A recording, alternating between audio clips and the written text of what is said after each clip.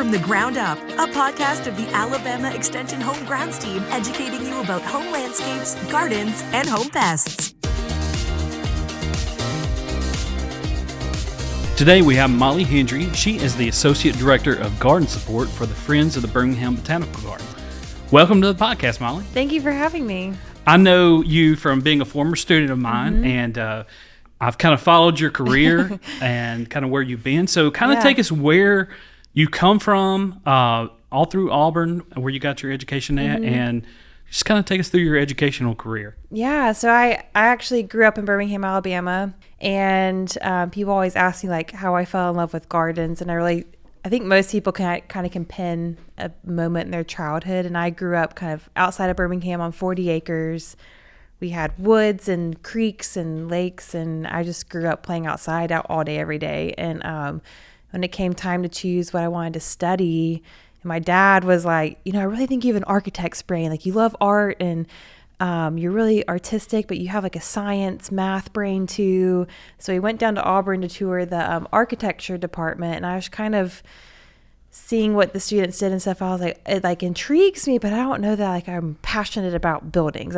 It wasn't like clicking with me. And my dad was like, I still think you think like an architect. Have you thought about landscape architecture? So I think that's when we crossed paths. I was still in high school and came down to tour the horticulture department, because at Auburn at the time they sent you through the horticulture program, and then you got your master's in landscape architecture. So it really was once I stepped foot into Funchess Hall at Auburn, I just thought, these are my people. I want to be here. I think you took us to the Patterson greenhouses and toured us around. So I was one of those rare students that applied to Auburn, got in, declared my major, and never changed. I just fell in love with it. Yeah, that's a pretty rare thing for somebody to not change their major. I probably changed like 10 times. So. All my friends like had their moment of turmoil of like changing all around. I just always like, nope, love it here, love plants, love what I get to do every single day. And I almost had a moment where I didn't go into the Master's of Landscape Architecture program, but again, you were part of the study abroad trip after our sophomore year, and we studied in England for 6 weeks in the Midlands of England at this little horticultural college, and y'all did a great job of getting us out of the classroom, and our professors in England did, and took us to a lot of gardens. I just remember there was one specific garden where I was like, it just made you feel so many things that I thought, this had to be designed. Like, someone crafted this to make me feel this way. And that's when I was like, I really want to know how to design. I want to know how to make people feel the way that I do in this place. And so, do you remember which garden that was? Yes, it was Rousham, okay. Which is in Oxfordshire. It's right down the road from Blenheim Palace, which is the one that everyone's heard of. And Rousham really doesn't get the notoriety, but it was one of the first English landscape movement gardens. And so there's really no flowers. It's not about flash and color. It's really about how you move through space. And that was the first time I'd felt like a rope was attached to my chest, and like I had to see what was at the end of this path and around this corner, and it pulled you in and popped you out, and it was just intoxicating kind of how it drew you in. And so that was when I knew, okay, I want to be a designer, but in my heart of hearts, I'm a plant person. So I always kind of thought, well, I'll go through landscape architecture and I'll go work for a firm and be the plant person. And then, so I was in grad school doing my thesis, and I applied for this fellowship through the Garden Club of America. That's a partnership with the Royal Horticultural Society in the UK. And actually had the honor of being awarded that fellowship. And so I got to spend the year after I finished grad school in England for 10 months working in all these different gardens. I basically had to hand them a wish list of gardens that I wanted to work in. About every 2 months, I was moving to a different placement. So through that, I worked at a lot of public gardens. I had worked at a public garden in the States, in Delaware, after I finished undergrad.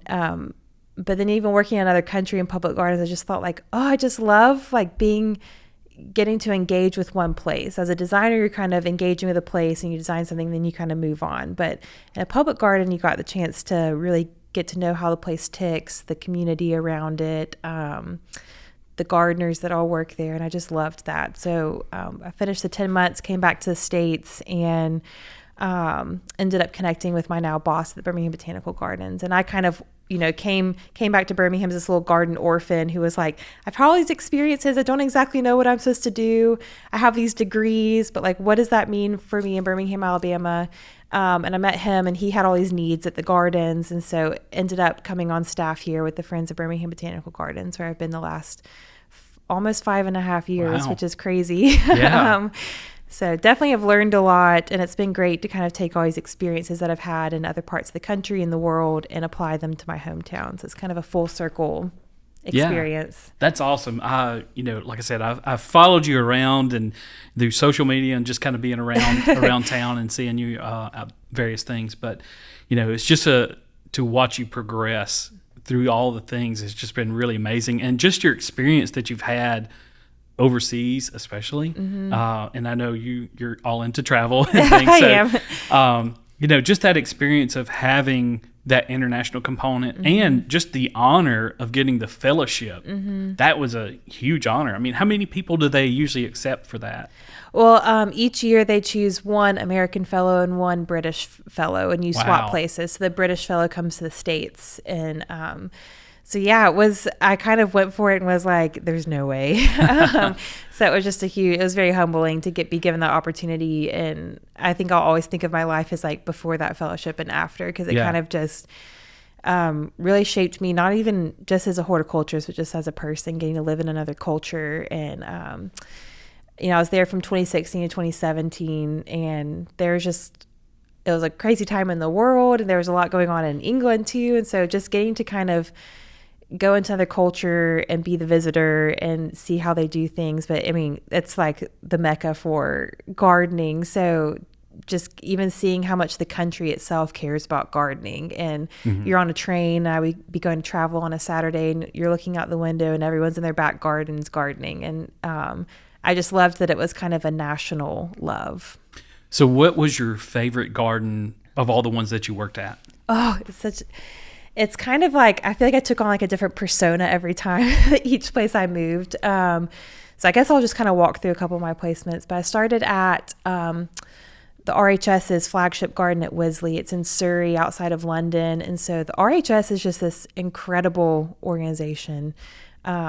They really just advocate for a love of gardening among in the country. So they have 5 different gardens in different counties all around the country, and they are also doing research and education. They put out incredible publications. They host flower shows. They're really just engaging the public in every way possible around gardening.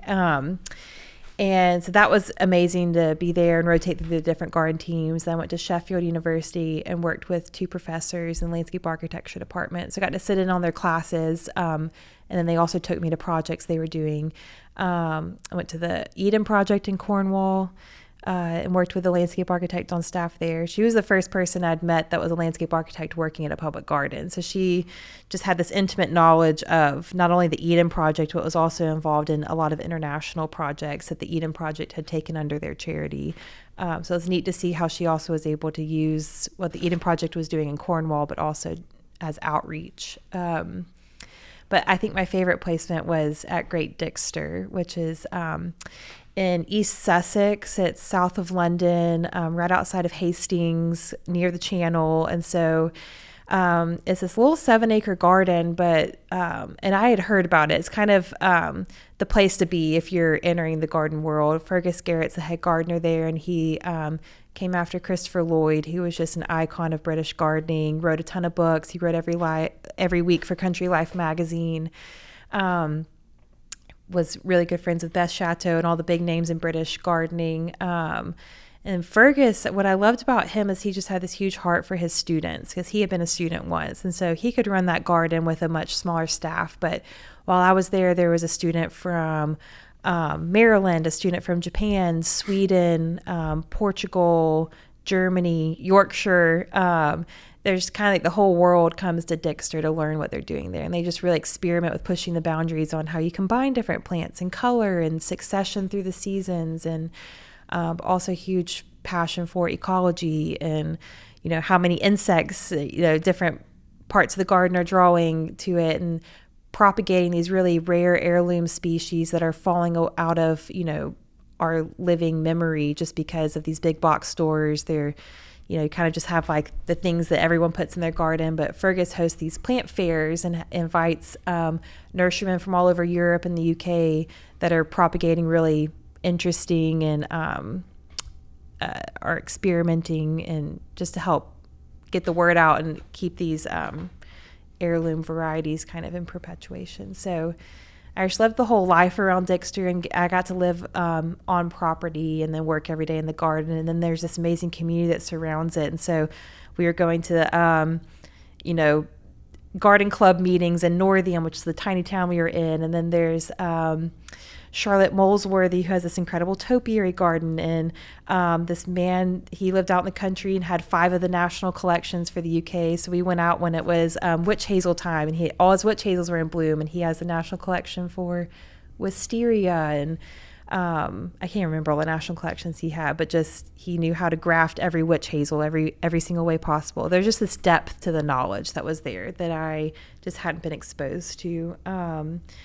And just being around people that were my age that were just as passionate about plants and gardening, that was really fun. Yeah, I think you hit the nail on the head when you said that, you see people out in their backyard. Yeah. Everywhere. And having been over there myself several times, they have a passion for gardening that, we can't even touch. Mm-hmm. It's, land is at a premium there, so they really value their space. And so everywhere you go, every little house has some kind of little garden or just a window box or something like that. Yeah. And in our American minds, we're not, space isn't maybe a premium here. It is in the cities, but, we are used to much larger yards, much larger houses, having many more things. And they just do so much with a lot less that it was really challenging to me. And at Dixter, they didn't have a huge budget. And I remember it's still a charity, even though it's super well known. And Fergus was just like, I'd rather be in our situation than to have all the money in the world, like some of the really famous gardens, because it actually forces you to be more creative. So tell me what you do here at the garden. How have you integrated that experience here at the garden? That is a great question, because when I got back to Birmingham, I honestly was pretty like, what in the world am I, that was the dream. What do I do? And I honestly didn't think there was much happening in Birmingham. And so I came on staff here, and I just was so eager. I was like, I want to learn everything about every single one of these gardens. And my original position here, I was the garden assessment project leader. So I was brought on we have 26 different gardens that make up the Birmingham Botanical Gardens. So it's my job to know and understand the history of each one of those gardens, how they've changed through the years. And some of them we're kind of missing the mark on what the design intention is. So it's my job to perform an assessment and kind of know, okay, here are areas where we need to really focus our resources and get this back on track. Or maybe sometimes the design intent, what it was crafted to be in the 60s isn't what it needs to be in 2023. And so we kind of have rethought some of the gardens and what their future should be. So in that way, I'm able to combine my plant knowledge but also design knowledge and have the big picture. But this has really given me confidence in how to have an idea and execute it on the ground and garner support. So sometimes I'm working with our grants writer and we're going out for specific grants to fund certain projects. Sometimes I'm getting the support of volunteers and we're doing things ourselves. Or sometimes, me and my boss work very closely with a lot of contractors, and so we're helping kind of cast vision, and we're on site managing those kind of projects that contractors are doing for us.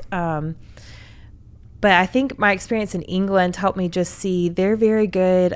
Each profession is not in a silo. They're very good at a lot of the most well-known landscape architects in the country began as gardeners, worked at some of the best botanical institutions throughout the UK. And so that really gives them an understanding of plants that then informs their design decisions. And so here I was kind of walking into a position where there had never been a designer on staff before. So there was a lot of decisions that were being made that people just assumed were functional decisions and didn't know that there was actually design thinking that needed to inform that decision as well. So a lot of it has also been just educating people like, hey, I just would love to sit in on that meeting. And I know we might be talking about stormwater, but how we mitigate stormwater actually has design implications. And there's beautiful ways that we can do it and not just functional ways that we can do it. And It's been great to have my boss, Jane. She just is like the master. She gets things done and does it really, really well.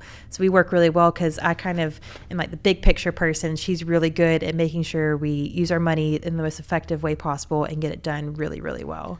So the garden, did it start in the 60s or when was it created? Yes, the Gardens was established in 1962. So the road that you drove in on this morning is called Lane Park Road. So this property and then the zoo across the street actually used to be one big public park called Lane Park.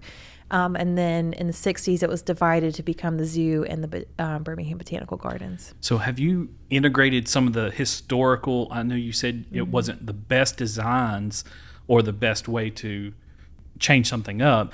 Have you tried to go back to the original design and try to incorporate some of that into the new things that you're doing? Yeah, it's actually, I mean, there's incredible designs here. I think what I kind of walked into was there are these amazing frameworks and gardens that have been designed in each different garden. Like the Rose Garden was designed by a certain landscape architect. They brought another really notable landscape architect in for the Japanese garden, the Call Wildflower Garden. And so there's lots of different amazing minds that had helped craft Birmingham Botanical Gardens. But over the years, things change.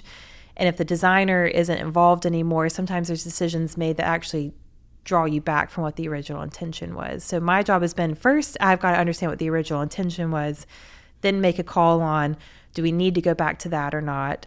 And so that's manifested in different ways. Like the Japanese garden, that's one where like, it just was masterfully crafted in the 60s when it was created. And so, but the designer, he was out there actually directing all the contractors, helping lay each stone.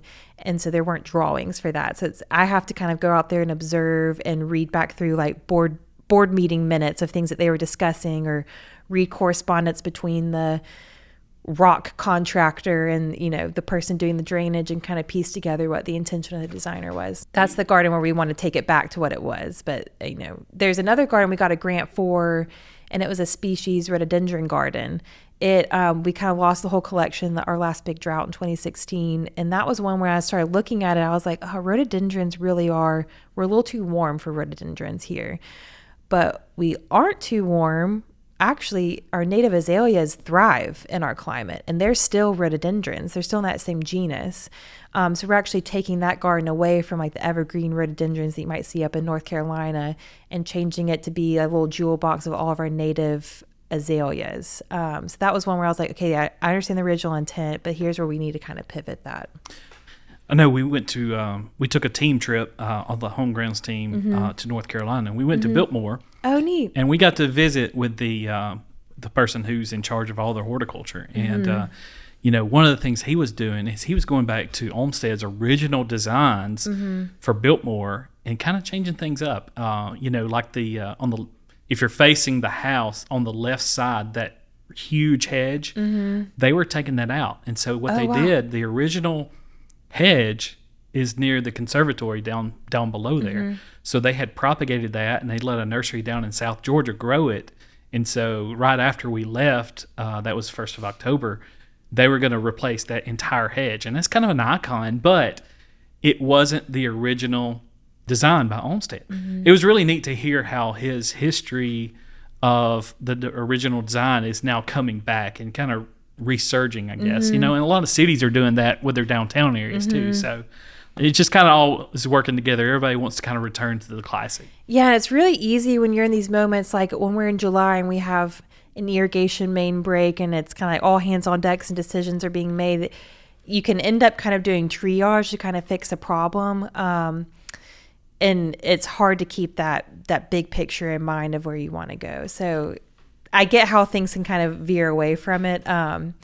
But it's kind of my job to like keep us like our eyes on the prize. Sometimes that means you have to take out things that, are hard, are good plants sometimes. Like we had to take down this beautiful Magnolia macrophylla in our Call Wildflower Garden because it was out of place. It was a beautiful tree in the wrong spot. And so sometimes you just make those hard edits. We preach that all the time, right plant, right place. Yes. And that is so important. And, anytime we do design, we always have to look at that. And we try to emphasize it, 1,000 times.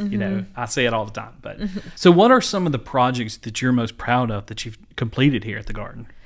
Oh, there's really two that come to mind. The first, kind of drawing on the England thing, I came back and I've worked in all these like incredible perennial borders, and in the South we're really comfortable with our woodies, with our trees and our shrubs, but unless you're like a really, passionate gardener, most people don't dabble in the perennials. And so I was just eager to start doing something with perennials, and I came across this plan in the Southern Living Garden, which the magazine Southern Living created a garden here at BBG, and they used it a lot for the magazines. It was created in the late 70s, early 80s, and that garden, by the time I got here, had just become very overgrown. There weren't as many gardeners as there used to be, so it just wasn't getting a ton of attention. And so I was in the archives looking, and I found this plan, and I started looking, and it was a perennial border, and I was like, well, where in tarnation is that? I don't see a perennial border anywhere around these parts. And as I investigated, I realized it was for the Southern Living Garden, and what had been a perennial border now just turned into a giant annual bed. And so in the summer, it was all these different colors of coleus, just a monoculture of coleus. In the winter, it was a monoculture of all these different colors of pansies. And I just thought, wow, we're really missing a huge opportunity here to show people what's possible in a Southern garden with perennials. And I went out for a grant for it. We didn't get it. And then I had just this incredible man named Dr. John Floyd, and he was editor of Southern Living for a long time, was very passionate about that garden. And I had never done anything like this before, but he just said, like, listen, Molly, you do it. We'll find the money. Like, I want to see what you can do. And so he kind of just gave me the confidence I needed to redesign the whole border. He actually came and helped me plan it out the day the truck arrived with all the plants. But it's really been a space where I'm able to experiment. So the first year, there were things that people told me that for sure won't work. That's cute that you're going to try that. And I was like, well, I want to try a stilby. So we tried a stilby. It has bloomed reliably for me in the right spot the past 4 years in that border. I also wanted to try Artemisia, Palace Castle. And everyone's like, that's cute. You want to try that? It's going to melt out. And I was like, well, I want to try it. And it melted out on me. So there's some things you have to kind of fail on yourself. But in COVID, I planted out 2019. And then COVID hit, and we had to cancel our plant sale. Our perennials group had all these perennials in their lath house that weren't going to be sold, and they just said, Molly, take whatever you want. And so I had been observing the border all year. I knew things that needed to move, things that needed to come out, and I had ideas of what I wanted to put in. Ash kind of was a kid in a candy shop in their lath house and got to plant a ton of stuff. So that's one where I've just really been proud that I was able to put pen to paper and design it, order the plants, plant them out, and that's really been an ongoing endeavor. It wasn't done the day that we planted it out. Yeah, I think one thing that a lot of people miss, especially if they're in design or if they just want to do their yard themselves, a place like this is a great place to just come and get ideas. There's nothing new under the sun. Go to a local botanical garden, see what works together. I mean, these people like you have planted these things and they've designed it. So go out there and see what they have working together and see what you like. Exactly. That's what I hope it's inspirational for people. Like, my goal is to get as many layers of planting in there. So each year I'm adding more and more tulips for the spring show. So like, it was so exciting in March when all the tulips started coming up, seeing people see the color and they kind of like would beeline it up there. But then there's things that happen beyond your control. Like, we lost a huge post oak in there in March, and it did not hit the border, but it was literally inches from it, but it took out about 5 other trees with it when it came down. And so now parts of my border that were deep shade are full sun. And so, it's a living, breathing thing, and you have to kind of respond and see things as an opportunity. And I did have my day where I was kind of like, I'm just going to mourn this tree being down, and I'll get over it. We'll move on. So things that's the beauty of gardening too, is that there's just things beyond your control. So one of your passions is native plants. So, we're doing this podcast for homeowners. So, taking your story and your experience, what can a homeowner do to incorporate more natives into their plants, without it being weedy? Right. What are some simple things they can add in their garden to add some diversity of natives? Or, what's your favorite one? Yeah. Well, this actually touches on the second project I'm most proud of is the Call Wildflower Garden. And I think natives can sound intimidating. Like, it's this whole class of plants that you have to have, you have to be a botanist to understand. A lot of them are probably plants you remember from your childhood, or you've seen and not really know what it is. And they're so easy to make substitutes for a lot of things that are in our trade. And one thing that I've noticed with the frost that we had in December, the natives weren't touched by it. Wow. All the things that are really struggling are the things from Asia, like camellias and azaleas. The native azaleas had one of their best blooming seasons I've seen in a few years. So there's actually a lot of benefits to planting plants that actually are native to here because they can withstand kind of weather shocks that we get. They're kind of genetically programmed for that. Whereas things from, Japan are kind of like, what is going on here? But easy ways to incorporate it is just, I think a lot of people feel pressure to either you have to go all the way or it has to be all native or there's no point. And that's just not true. Like just incorporating in some flowering things or even in your hedging using a native plant like inkberry or Elysium. And those are easy shrubs that accomplish the same thing, but they're native and provide more habitat and stuff for our native pollinators and insects. And one way to get away from it being weedy, because that is a common, I'm kind of so deep into like the horticultural thing that sometimes I forget. And I sometimes have to take a step back and be like, how is someone who doesn't know anything about plants seeing this? And a lot of times I use my friends, like, what do you see when you look at that? And what you need to do is just have indications of intention. So whether you have kind of a meadowy area in your yard and you just mow a nice clean edge to it or line it with rocks or something like that, even just having an edge to something can indicate this is cared for, this is intentional. And putting plants in the right place, like a lot of times if you put things that really need to be in full sun and too much shade, they're going to get leggy and flop over on you. There's also incredible native plant cultivars that kind of address some of the garden needs for native plants. And a great resource to look at is Mount Cuba Center. They do trials. So they'll do a whole trial on all these different kinds of echinacea or phlox. And they just had one that came out with sedges. Sedges are an incredible ground cover to use in the shade, and there's so many different kinds, and you can almost treat them like grass, and they're native and provide habitat and flower. So I think just maybe not giving up if it's not easy. And a lot of nurseries sometimes don't carry native, but places like our spring plant sale and our fall plant sale, we have a native group and they're growing a lot of natives from seed and from cuttings, and they're growing things that you can't just find anywhere else. But there's a lot of those kind of more homegrown nurseries around than you might think. You just kind of have to start looking. So you can't really go to Home Depot and get a cardinal flower. But you can come here, and I got a little pot, and it actually had like 6 in one pot. So I paid $8 for one, but actually I'm going to get 6 plants out of it. And that's really exciting.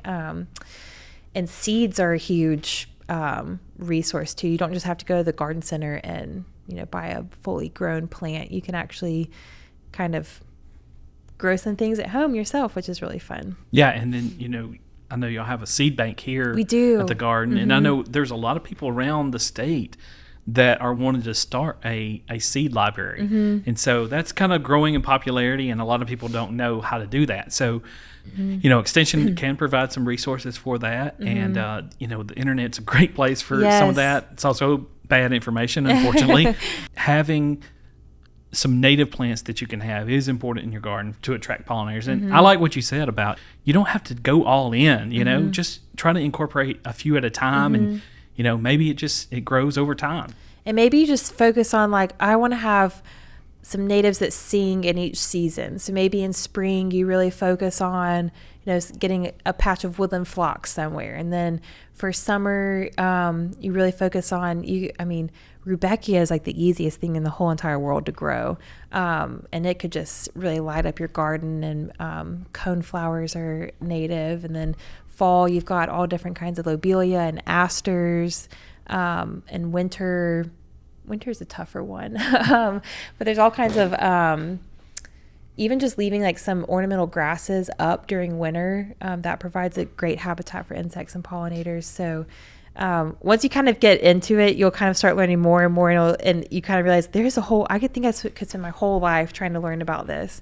But it's also given me appreciation for where plants that we do use in our landscape actually come from in their native habitat. And that's one thing that I really took away from my time in England is I would be like, I can remember kneeling next to one of my friends, and he was from Germany, and he had gone to, I think he had gone to Turkey and explored and had seen these tulips that we were planting in the wild on the steppes of Turkey, and he knew that they grow on these limestone outcroppings on this kind of soil at this elevation. So when he's planting that plant in England, which is very far from Turkey, his decision in the garden was informed from what he knew about that plant in the wild. So I'm definitely not a native plant purist, where I think every situation you should always choose a native. I see so many benefits in them, and there is just you can look at a native landscape and it just feels like it belongs in the place that it is. But there's also places for your camellias and for your Japanese magnolias and Asian azaleas. They all, they're part of our heritage as well in Alabama. So I also think that has a place in the conversation. But I think just start small and kind of see what piques your curiosity. And some people really get excited about pollinators. They want their whole garden to be about pollinators. Some people get really excited about birds, and they want to design a native plant garden that attracts birds. And so your garden doesn't have to be everything to everyone, but just kind of, if you start dabbling, you can kind of find like what interests you. And I think whatever captures your curiosity, there's power in that. So I don't know if I touched on this yet, but the Friends of Birmingham Botanical Gardens, we're a nonprofit that supports the work of the Birmingham Botanical Gardens. But BBG is actually owned and operated by the city of Birmingham. And so we come alongside and do a lot of the education, the communication, the fundraising, and then the job of the garden support team within the Friends is to help us leverage our resources very strategically in coming alongside the city. But if you are local, we would love for you to become a member of the Friends. That's what helps us keep the gardens free and open to the public 365 days a year. And there's a lot of benefits to that too. You get discounts on different classes that we do, but you also, when you're a member here, we have a reciprocal program with over 300 gardens across the country. So you could go to Atlanta Botanical Garden and get in there free if you're a member here, or Huntsville Botanic. I honestly haven't paid to enter a garden in a very long time since being on staff here. But we would love your support. And if you are local, we'd also love you to volunteer. So much of what we're able to do here is through volunteers. So we love for you to visit as well. And please, I'm normally always here. I would love to say hi to anyone who comes to visit. All right. Well, Molly, thank you for joining us today. Thanks for I hope everybody has learned something today. I know I have. I've really enjoyed talking with you and learning about your experience. And hopefully you will take some of these principles and apply them to your landscape. And as always, if you have any questions, feel free to contact your local county extension office. From the Ground Up is a production of the Alabama Cooperative Extension System.